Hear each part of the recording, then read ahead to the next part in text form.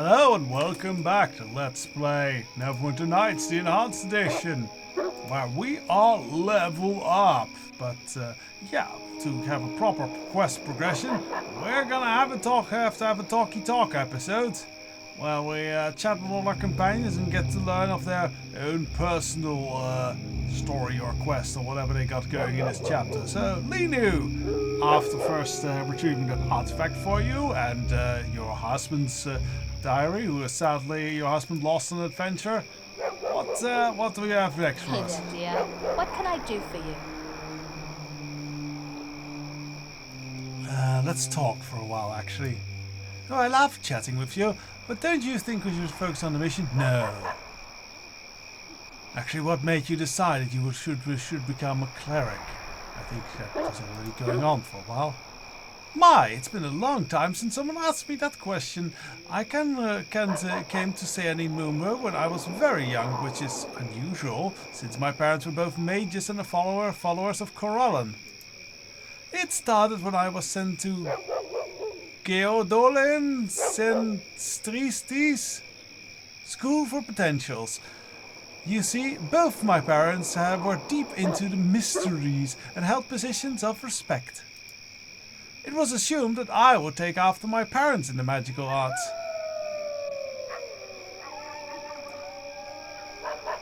And what sort of potential would this be? All children of gifted wizards in Everuska are sent to special schools as potentials because they are expected to excel in furthering the arts of spellcraft. I thought sorcerers were genetically inclined to inherit things. Yes, but we're slightly racist, so we think intelligence also is a genetic factor. So there we go. Cool. My ability to get into trouble had already started at that age, but my parents had kept it quiet, thinking I would grow out of it. Okay, go on.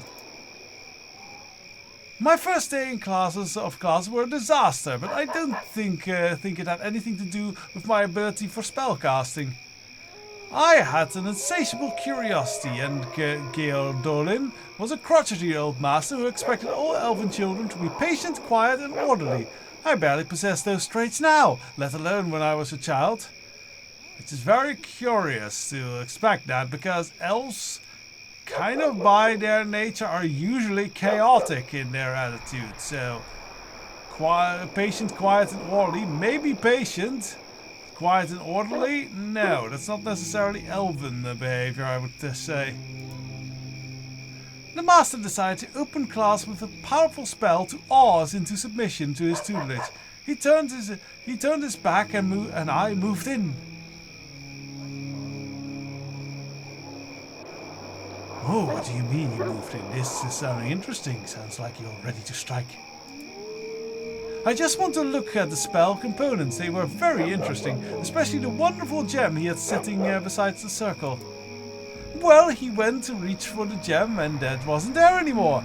The spell misfired by causing him to ooze purple smoke for weeks. How do you ooze smoke? Very stinkily. I see.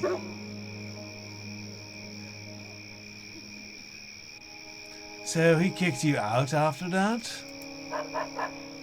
Geodolin was well paid for training us. He didn't kick me out right away, but he never forgave me either. It also wasn't the only accident to befall the class when I was around. Sounds like you're more of a troublemaker than just clumsy in this situation. Despite all of this, I might still have become a wizardess if it wasn't for the little trip I took.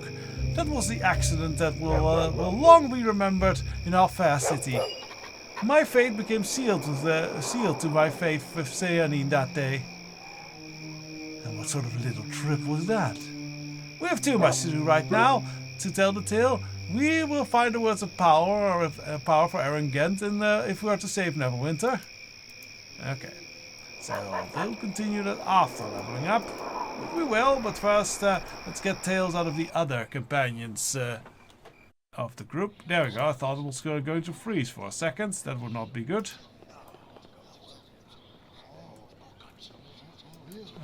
Might actually already hand in the stuff. Let's just go down the line, hand in with Aaron Gent, and then yeah, Then we go back on the line again. That sounds good. Shalwyn. Somehow I knew you couldn't be far. As soon as Erengend mentioned why we were brought here, Yeah, come along there, Shalwyn. Join up again. Yes. Yes? Is there something you need? I just want to talk for a while. Talk about what? How about telling me the tale, Shalwyn? You're a fellow bard after all. I'd normally save my best tales for the tavern with a full audience. Why should I recount a tale only for you, Elswan?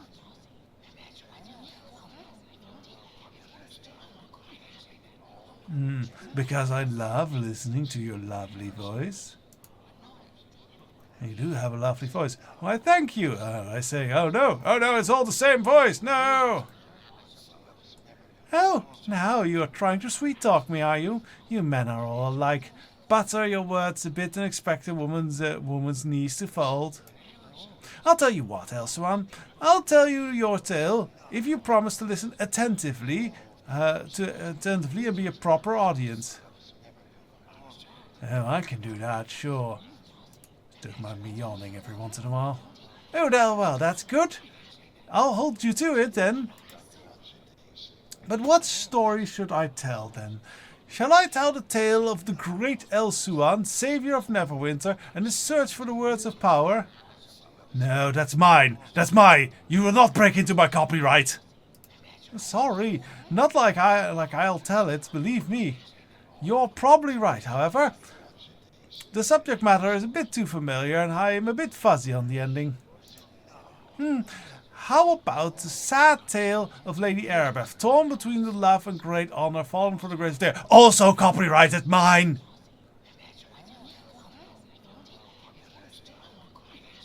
Yeah, I've heard the ending. Yeah, don't go there, Shalwyn.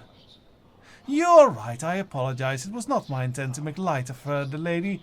Hers is a sad tale that begs to be told, but I will think of something else. How about the tale of the great Lord Nasher? How the man was in his glory days, and how he became a sad old ruler. Ooh, that one I kind of want to hear. Still, how about something more original? You're going to be picky, are you? Very well then. Give me some time to think about it, and let's continue a tale of our own. Okay, so she's just not going to tell me anything just yet. Grimnar! The fires of war are My burning fine on the psycho. horizon. Why am I not surprised to see you here to forge your blood-drenched legacy in the furnace of slaughter? Yes, let's go around and slaughter things together at the Grimnar. Is there something you need? Yes, chatty. I wouldn't mind knowing your thoughts on Erebeth's betrayal. How do you feel about that? It came up earlier. I have mixed feelings about the paladin's action. They say she was driven to her betrayal by the execution of her lover. She could not accept his death, and it drove her mad with grief and desire for revenge. As a member of the Order of the Long Death, her reaction is an inevitable event. To an inevitable event seems rather childish. The Silent Lord comes for us all. We might as well learn to accept it. So you disapprove of what she's done? Her motive for action seems foolish to me, but the results are pleasing. She has brought war to the north. Thousands will die painful, screaming deaths beneath the blades she has unleashed. The Silent Lord is eager to feast upon the table that Erebeth has set for him, and while death gorges itself on the soldiers and civilians alike, I will be present to bear witness to my master's gluttony. You're a sick and evil man, Grimnar. Too evil for my taste.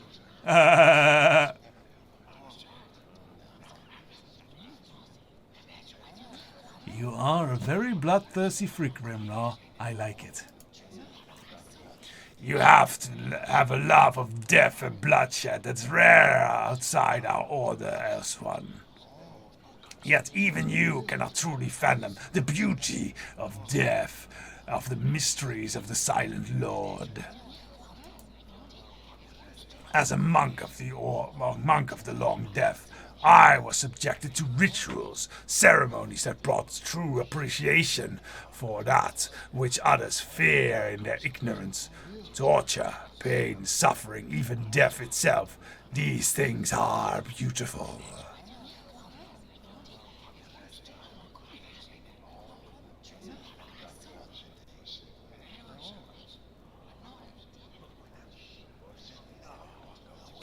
I kill when I have to, Grimnar, but I doubt if I ever see anything beautiful in it. You bring destruction wherever you go, Elswan. Your motives may be good or evil, but that makes no difference. Death is forever by your side. The Silent Lord has placed his mark upon you. If I could share the experience of my initiation, you might begin to glimpse some small hint of what death truly means. The only pure, absolute truth in an imperfect existence. So, do enlighten me. Tell me of your order's rituals. No, Elswan, now is not the time. Eager as you are, I'm afraid you are not ready for that wisdom, for the wisdom I would share. Perhaps later I will speak more of this, but now is not the time. You are not yet ready. Let us return to our mission, for in doing so we'll surely spread death throughout the north. Well, isn't that fun? Hopefully they'll share once we level up. You're back. Obviously, there must be something you need. Dare I speculate and suggest you are seeking aid in recovering those words of power for Erengend?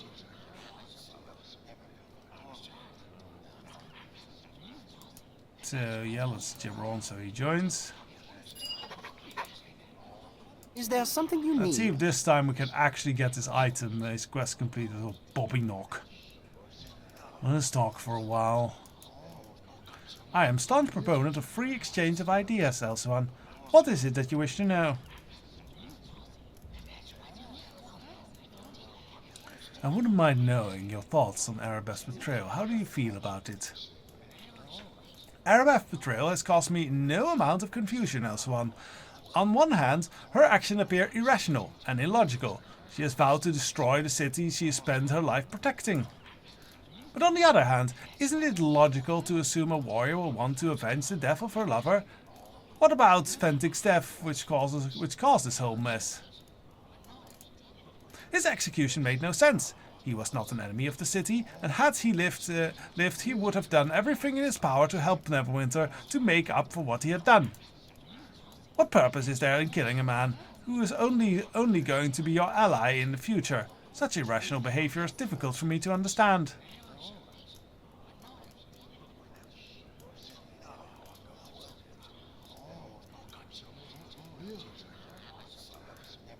Sometimes people let their emotions rule their actions, and we all do foolish things. In Lantan, we bow to the laws of reason and logic. Emotion can never truly be factored out of any decisions, but we do our best to look at the fact with a dispassionate eye before taking any action. I suppose in that sense, we are quite different from many of the other cultures of Faerun. We will have to familiarize ourselves with these strange lands if we are hope to integrate Lantan into mainland society. Integrate? What do you mean? Lantan is an island. By geography, we are isolated from the rest of the world. Over the centuries, this has led to an insular culture, particularly among my people, the gnomes. We consider ourselves safely removed from the troubles of the mainland.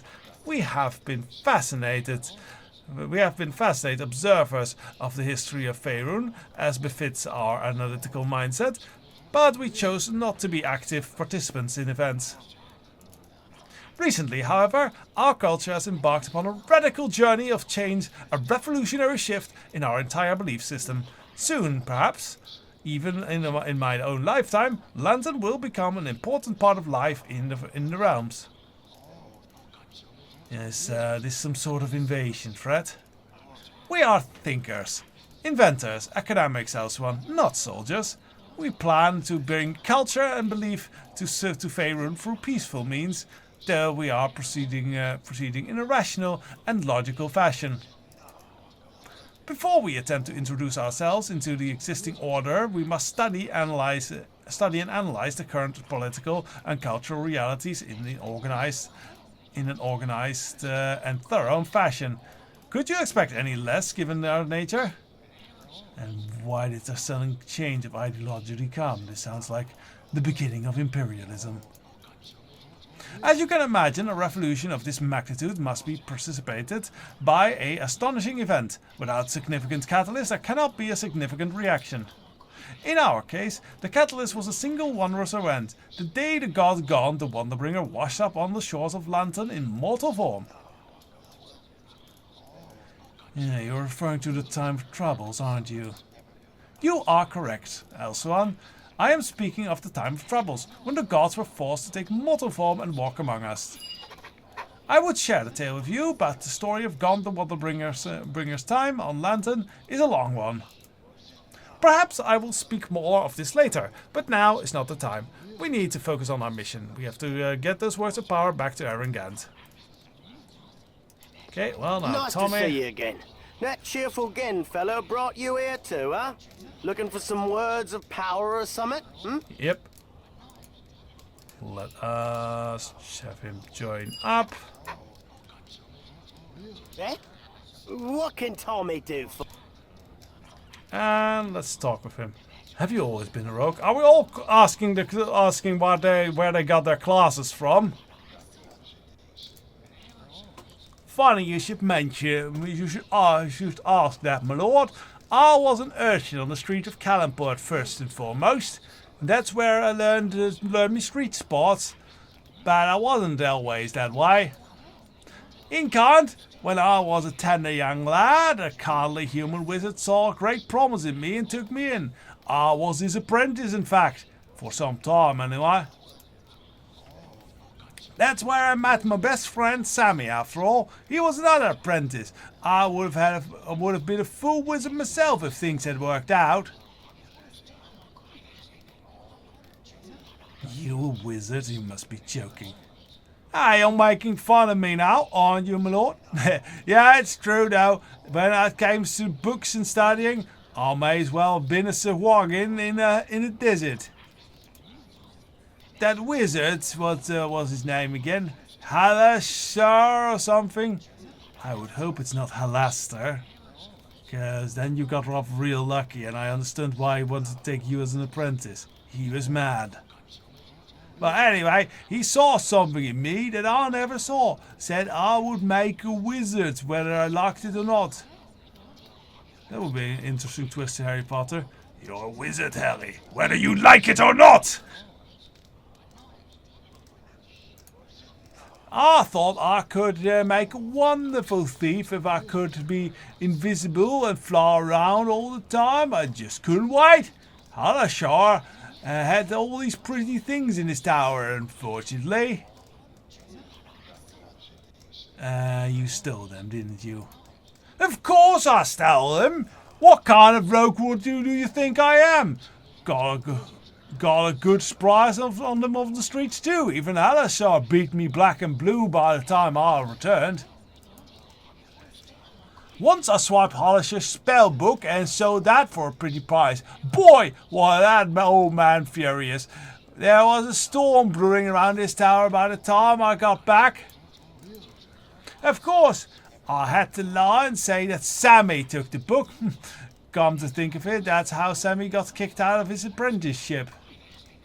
You got your friend kicked out.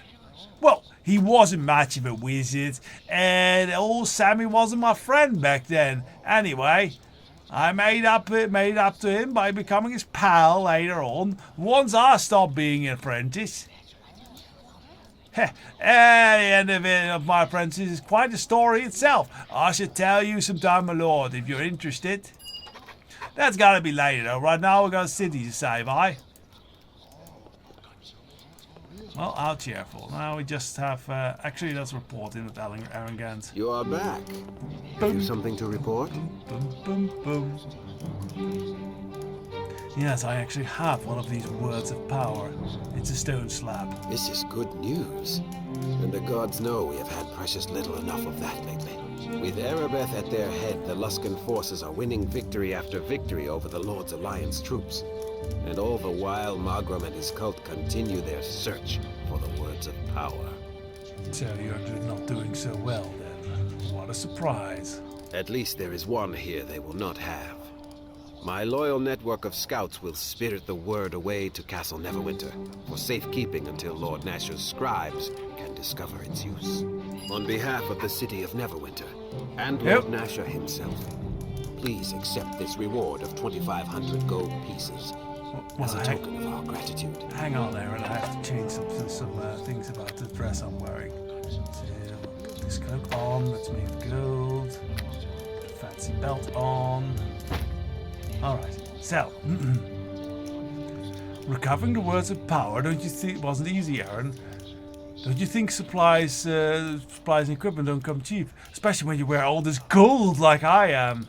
I think I take the real meaning behind your words. Yes. The Lord's Alliance has given me an emergency fund to be spent in the defense of Neverwinter.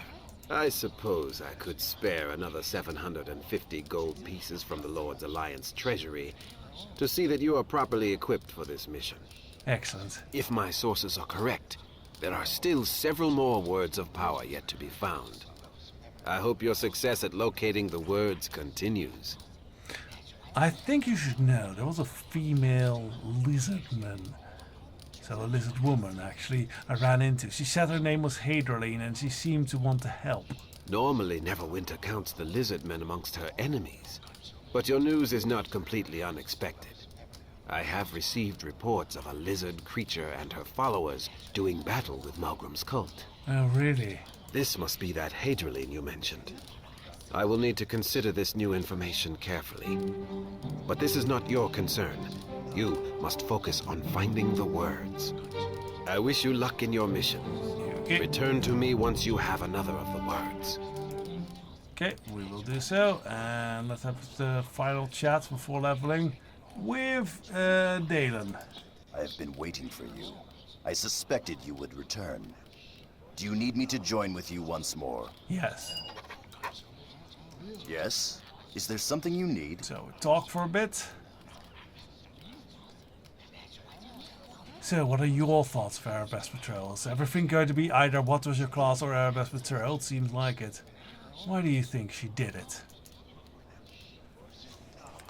There are some that claim that Erebeth betrayed Neverwinter out of grief. Others say she seeks revenge to avenge Ventic's death out of some perverse sense of justice.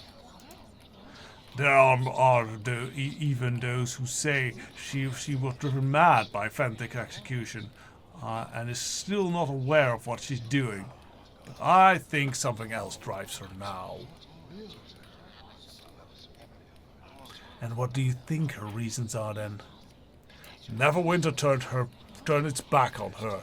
The city rejected her and its people cast her out. There's no pain as great as being turned away by those who you want to take you in. What are you talking about? They never turned her or casted her out. Perhaps not, but Erebeth no doubt felt that they did. The people blamed Ventic enough to kill him. How could she not feel they despised her as well? And then Lord Nasher sent her to Port Las with Erengand. It was obvious that Lord Nasher wanted an excuse to send her away from the city. No doubt, he thought that it was best to calm their people and keep Erebeth from suffering their wrath as Ventic has had. But in her grief, she would have been seen it as a cold, brutal rejection of her symbolic banishment. And that's still not a real good excuse for betrayal. I'm not saying what Erebeth did was right, or even justified, but there's a tale amongst the Ulfgard and ancient legends about consequences and betrayal. Vanthic's execution and Erebus betrayal remind me of that tale. Tale of my own people. I only hope Neverwinter does not suffer the same fate as the Utgard. And what would that fate be? Perhaps later I will tell you the tale, but now is not the time to speak of this. We must focus on the words of power. Yes, sure.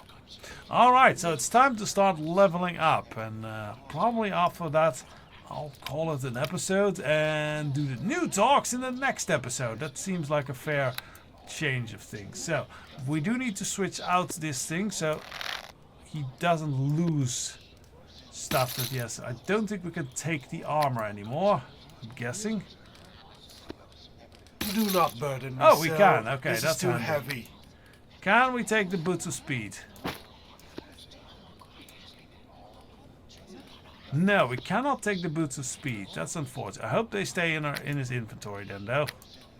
The rest is his own. Actually, no. The ring of wisdom we equipped with him as well, so we take that off as well. Hopefully, the rest stays in his inventory as it should. So we are actually. We should also go to Linu. Actually, we can change that before we tell her to level up. So we go and level up. Arcane Archer, one more level. See, what do we get this level from Arcane Archer?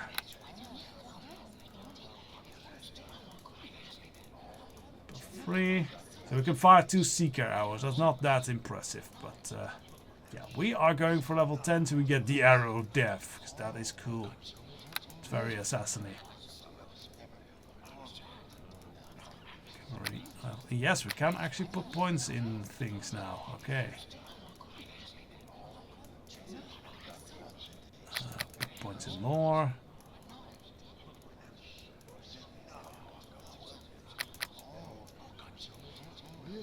I'm somewhat tempted to maybe. So yeah, we are now level 15.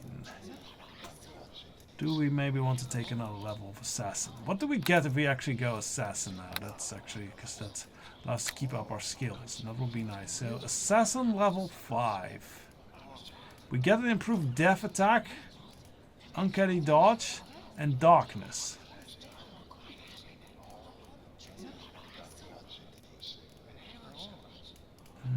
And invisibility at that level.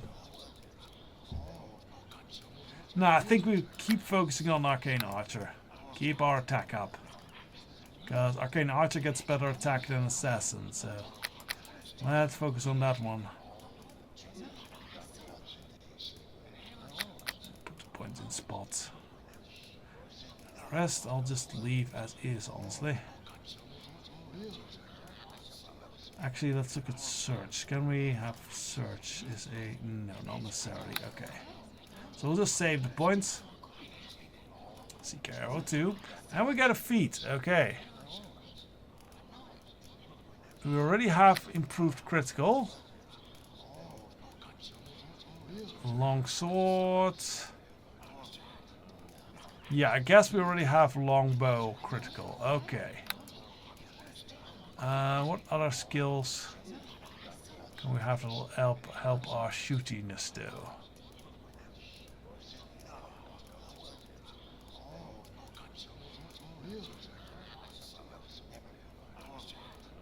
Honestly, nothing really here.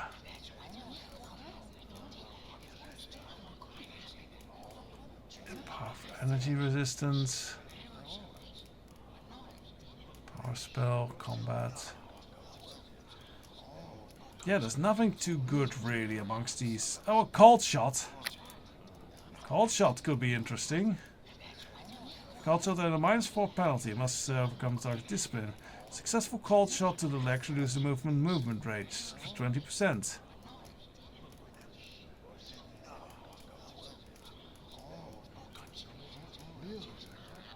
You know what? I will give it a go. Why not? Since we don't have anything too much better, we'll go for cold shot. That is a terrible hit point roll. Let's keep do this real quickly till we get the good one. Okay, 6 hit points. That's good enough, I feel. Not the absolute best, but okay, yeah. So Dane automatically levels here. And he lost the boots. You bastard. Those were boots of speed. Oh, you got the ring of elemental resistance. Why did you lose the boots of speed?